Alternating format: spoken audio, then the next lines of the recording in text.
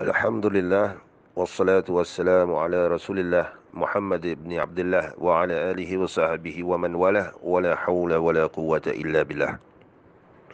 Rabbi syrah li sadri wa yassir li amri wa halul 'uqdatam min lisani yafqahu qawli, amma ba'du. Assalamualaikum warahmatullahi wabarakatuh. Para jemaah muslimin dan muslimat yang dirahmati Allah, yang saya kasihi. Alhamdulillah wa syukrillah, kita masih berada di dalam bulan yang penuh barakah, bulan Ramadan Al-Mubarak, bulan yang mana diturunkan Al-Quran di dalamnya. Syahrul Ramadan, Syahrul Quran. Bulan yang di mana menjadi teman baik bagi orang-orang yang bertakwa. La'allakum tattaqun. Bulan yang mana menjadi teman akrab, teman rapat, teman yang sangat baik bagi orang-orang yang melakukan dosa-dosa besar maupun kecil, yang ingin kembali kepada Allah. Syahrul Ramadan, Syahrul Maghfirah.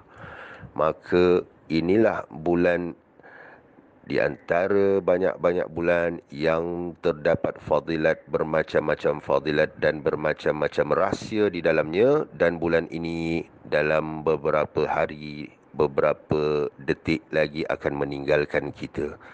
Kita telah pun berusaha dengan keras, ramai di antara kita, untuk beramal, terutama di musim wabak Covid. Ramai yang berada di rumah, menetap di rumah, beramal dengan solat tahajud, dengan solat duha, dengan solat tarawih, iaitu qiyam Ramadan. Dan kita berusaha beribadah, mendekatkan diri kepada Allah. Mudah-mudahan segala-galanya diterima Allah. Tetapi di dalam kita berusaha beribadah, kita, ramai di antara kita, terlepas pandang tentang beberapa hal. Janganlah kita jadi orang yang celaka apabila keluar dari bulan Ramadan ini tidak diampuni dosa-dosa kita disebabkan perkara-perkara yang mungkin kita ambil remeh ataupun mungkin kerana ego kita. Nabi SAW bersabda, "Man shama Ramadan imanan wa ihtisaban ghufira lahu ma taqaddama min dhanbih." Siapa yang berpuasa di bulan Ramadan dengan keimanan dan mengharapkan pahala, diampuni dosa-dosanya yang telah lalu. Dan dikatakan di dalam hadis ini, dikatakan illa, kecuali arba'ah, 4 golongan. Golongan yang pertama yang tidak diampuni dosa-dosanya di bulan Ramadan ialah orang yang durhaka terhadap kedua orang tuanya. Orang yang durhaka terhadap kedua orang tuanya ini tidak mendapat redha Allah, walaupun dia solat tahajud, dia solat duha, dia baca Al-Quran dan khatam Al-Quran sebanyak 4 kali di bulan Ramadan, pun tetap tidak akan diampuni dosa-dosanya yang telah lalu. Hadis Nabi SAW, ridha Allah fi ridha walidain. Ridha Allah itu terletak kepada keredaan kedua ibu dan bapanya itu, kedua orang tuanya itu. Itu golongan yang pertama. Golongan yang kedua ialah orang yang kecanduan ataupun orang yang ketagihan minuman keras. Na'udzubillah min dzalik.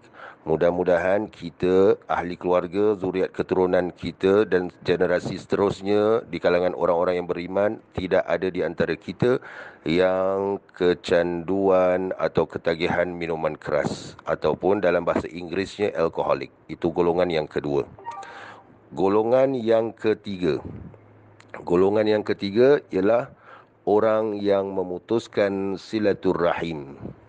Orang yang memutuskan silaturrahim ini bukan saja tidak diampuni dosa-dosanya yang telah lalu apabila akhir keluar dari bulan Ramadan, tetapi tidak dikabulkan Allah doa-doanya walaupun sepertiga malam.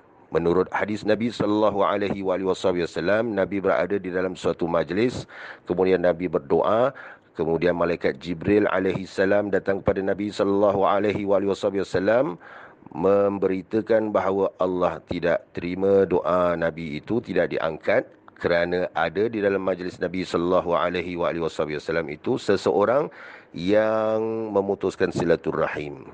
Kemudian orang itu kembali kepada saudara atau saudarinya, ahli keluarganya yang terdekat untuk meminta maaf.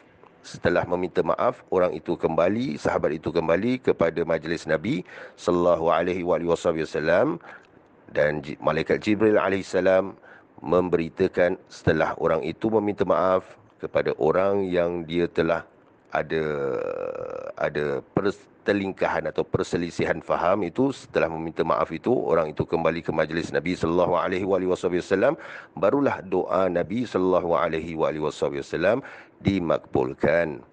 Dan golongan yang keempat ini adalah golongan yang sering, mudah-mudahan kita tidak termasuk daripada di kalangan orang-orang ini. Golongan yang keempat ini dipanggil musyahin. Apa ini musyahin?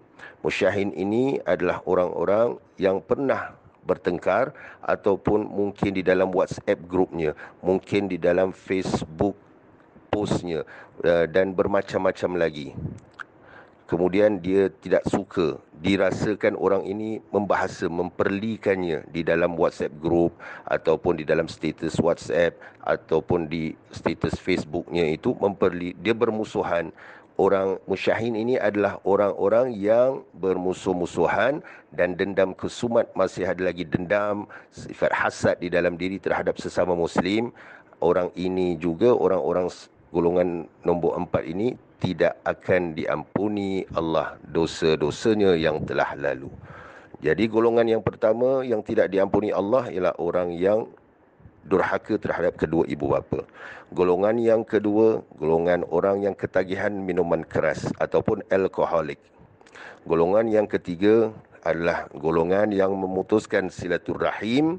Golongan yang keempat, orang yang masih ada dendam kesumat di dalam hatinya, masih bermusuh-musuhan walaupun pernah meminta maaf kepada orang ini, meminta maaf tetapi dia tetap menaruh hasad, dendam kesumat masih lagi dalam hatinya itu, menganggap orang itu musuh. Maka orang yang golongan keempat ini masih juga tidak diampuni dosa-dosanya oleh Allah di bulan Ramadan. Dan ketahuilah, bukan sahaja empat golongan ini, golongan yang pertama, kedua, ketiga dan keempat ini tidak diampuni dosa-dosanya yang telah lalu. Malahan orang ini adalah orang yang celaka. Seperti mana di dalam satu hadis Nabi SAW, malaikat Jibril alaihissalam datang kepada Nabi SAW dan menyatakan, celakalah orang yang bertemu bulan Ramadan dari awal hingga akhir bulan Ramadan, keluar dari bulan Ramadan itu tidak mendapat keampunan daripada Allah, maka celakalah dia. Katakanlah, wahai Muhammad, amin. Dan Nabi sallallahu alaihi wasallam mengaminkan doa malaikat Jibril alaihi salam. Dan kita sedia maklum, doa Rasulullah sallallahu alaihi wasallam itu adalah doa yang mustajab. Maka janganlah jadi orang yang rugi, tidak diampuni dosa, dan juga kita bukan saja rugi, malahan kita celaka. Kita telah penat beribadah di bulan Ramadan, apabila tiba di Yaumul Masyar atau di Yaumul Qiyamah, di mahkamah Allah, kita tidak ada apa-apa amalan di sisi kita. Mudah-mudahan ada manfaatnya apa yang saya sampaikan ini. Mudah-mudahan kita menjadi hamba yang lebih bertakwa dan banyak bermuhasabah diri kita sendiri daripada kita bermuhasabah untuk orang lain. Aqulu qawli hadha wa astaghfirullahal azim li wa lakum. Wassalamualaikum warahmatullahi wabarakatuh.